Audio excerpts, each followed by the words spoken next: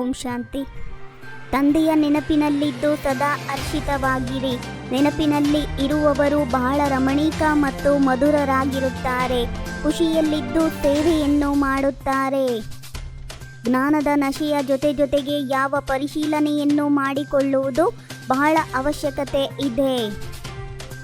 ಜ್ಞಾನವಂತೂ ಬಹಳ ಸಹಜವಾಗಿದೆ, ಆದರೆ ಯೋಗದಲ್ಲಿ ಮಾಯೆಯು ವಿಘ್ನವನ್ನು ಹಾಕುತ್ತದೆ. ಗೃಹಸ್ಥ ವ್ಯವಹಾರದಲ್ಲಿ ಅನಾಸಕ್ತರಾಗಿರಬೇಕು. ಜ್ಞಾನದ ನಶೆಯಂತೂ ಇರುತ್ತದೆ, ಆದರೆ ಎಷ್ಟು ದೇಹಿ ಅಭಿಮಾನಿಯಾಗಿರುತ್ತೇನೆ ಎಂಬುದನ್ನು ಪರಿಶೀಲನೆ ಮಾಡಿಕೊಳ್ಳಿ. ಮಾಯಾರೂಪಿ ಇಲಿಯು ಒಳಗೊಳಗಡೆ ಕತ್ತರಿಸುವುದು ಗೊತ್ತಾಗದಿರುವ ರೀತಿ ಇರಬಾರದು. ನಿಮ್ಮ ನಾಡಿಯನ್ನು ನೀವೇ ನೋಡಿಕೊಳ್ಳಿ. ನನಗೆ ತಂದೆಯ ಜೊತೆ ಆಳವಾದ ಪ್ರೀತಿ ಇರುವುದೇ ಎಷ್ಟು ಸಮಯ ನಾನು ನೆನಪಿನಲ್ಲಿರುತ್ತೇನೆ. ಯಾವುದೇ ಸೇವೆಯಲ್ಲಿ ಆಗುವುದಿಲ್ಲವೆಂದು ಹೇಳಬಾರದು. ಶ್ರೇಷ ಶಯನದ ಮೇಲೆ ನಾರಾಯಣ ಕುಳಿತಿದ್ದಾನೆ. ಶ್ರೇಷ ಶಯನದಂತಹ ಸರ್ಪವು ಯಾವುದೂ ಇರುವುದಕ್ಕೆ ಸಾಧ್ಯವಿಲ್ಲ. ಇಷ್ಟೊಂದು ನೂರಾರು ಮುಖಗಳು ಇರುತ್ತವೆಯೇನೋ? ಯಾವ ನಾಟಕವು ನಿಶ್ಚಿತವಾಗಿದೆಯೋ ಅದು ಪುನಃ ಪುನರಾವರ್ತನೆಯಾಗುತ್ತದೆ. ಭಕ್ತಿಯಲ್ಲಿ ಏನೇನು ಮಾಡುತ್ತಾರೆ ಎಂದು ಕೇವಲ ತಿಳಿಸಲಾಗುತ್ತಿದೆ. ನೀವು ರಾಜ್ಯಭಾರವನ್ನು ಮಾಡುವುದಕ್ಕಾಗಿ ರಾಜಯೋಗವನ್ನು ಕಲಿಯುತ್ತಿದ್ದೀರಿ. ಹಳೆಯ ಪ್ರಪಂಚದ ಶುದ್ಧತೆಯೂ ಬೇಕಾಗಿದೆ. ನಂತರ ಹೊಸ ಜಗತ್ತಿನಲ್ಲಿ ಎಲ್ಲವೂ ಹೊಸದಾಗಿರುತ್ತದೆ.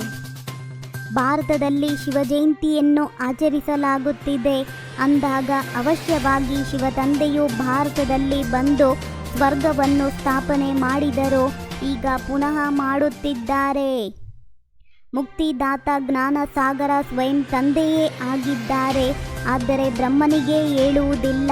ಬ್ರಹ್ಮನಿಗೂ ಸಹ ಅವರಿಂದಲೇ ಮುಕ್ತಿಯಾಗುತ್ತದೆ.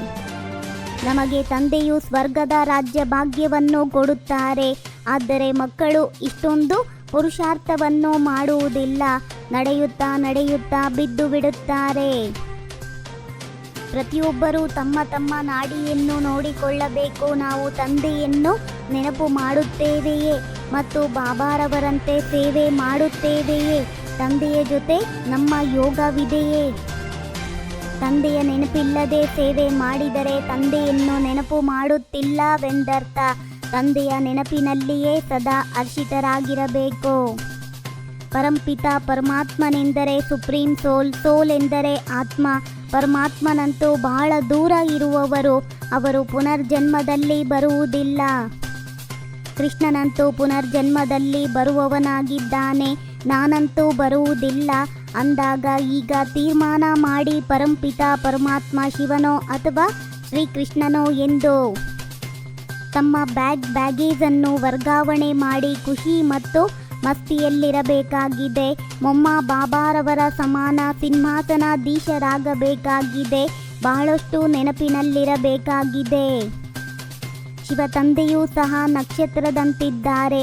ಆದರೆ ನಕ್ಷತ್ರದ ಪೂಜೆಯಾಗಲು ಹೇಗೆ ಸಾಧ್ಯ? ಆದ್ದರಿಂದ ದೊಡ್ಡದನ್ನಾಗಿ ಮಾಡುತ್ತಾರೆ. ಬಾಕಿ ಆತ್ಮ ಎಂದೂ ಸಹ 84 ಲಕ್ಷ ಜನ್ಮವನ್ನು ಪಡೆಯುವುದಿಲ್ಲ. ಯಾರದೇ ಭಯದಿಂದ ವಿದ್ಯೆಯನ್ನು ಬಿಡಬಾರದಾಗಿದೆ. ನೆನಪಿನಿಂದ ತಮ್ಮ ಕರ್ಮ ಬಂಧನಗಳನ್ನು ಹಗುರ ಮಾಡಿಕೊಳ್ಳಬೇಕಾಗಿದೆ ಎಂದು ಕ್ರೋಧದಲ್ಲಿ ಬಂದು ಕಾನೂನನ್ನು ಕೈಗೆ ತೆಗೆದುಕೊಳ್ಳಬಾರದಾಗಿದೆ. ರಾಯಲ್ ಮತ್ತು ಸರಳ ಎರಡರ ಬ್ಯಾಲೆನ್ಸ್ನಿಂದ ಕಾರ್ಯ ಮಾಡುವಂತಹ ಬ್ರಹ್ಮ ತಂದೆ ಸಮಾನಭವ. ಬೇರೆಯವರನ್ನು ನೋಡುವ ಬದಲು ಸ್ವಯಂವನ್ನು ನೋಡಿಕೊಳ್ಳಿ ಮತ್ತು ನೆನಪಿಟ್ಟುಕೊಳ್ಳಿ. ಯಾವ ಕರ್ಮ ನಾವು ಮಾಡುತ್ತೇವೆ ನಮ್ಮನ್ನು ನೋಡಿ ಬೇರೆಯವರು ಮಾಡುತ್ತಾರೆ. ಅದೇ ಸಂಕಲ್ಪ ಬರಲಿ. ಯಾವುದು ಆಗಬೇಕೋ ಮತ್ತು ಯಾರಿಗೆ ಮಾಡಬೇಕೋ ಅವರ ಬುದ್ಧಿಯಲ್ಲಿಯೇ ಆ ಸಂಕಲ್ಪ ಬರಲಿ, ಇದು ಮಾಡಬೇಕೆಂದು. ಆಗ ಈ ಸಾಕಾರ ಸೂಕ್ಷ್ಮ ವತನವಾಗಿ ಬಿಡುವುದು. ಓಂ ಶಾಂತಿ. 21 ಜನ್ಮಗಳಿಗೆ 21 ಪರಮಾತ್ಮನ ಮಹಾವಾಕ್ಯವನ್ನ ಆಲಿಸಿ. ನಿಮ್ಮದೇ ಆದಂಥ ಈ ಚಾನಲಿಗೆ ಲೈಕ್ ಮಾಡಿ, ಶೇರ್ ಮಾಡಿ, ಸಬ್ಸ್ಕ್ರೈಬ್ ಆಗೋದನ್ನು ಖಂಡಿತ ಮರಿಬೇಡಿ. ಓಂ ಶಾಂತಿ.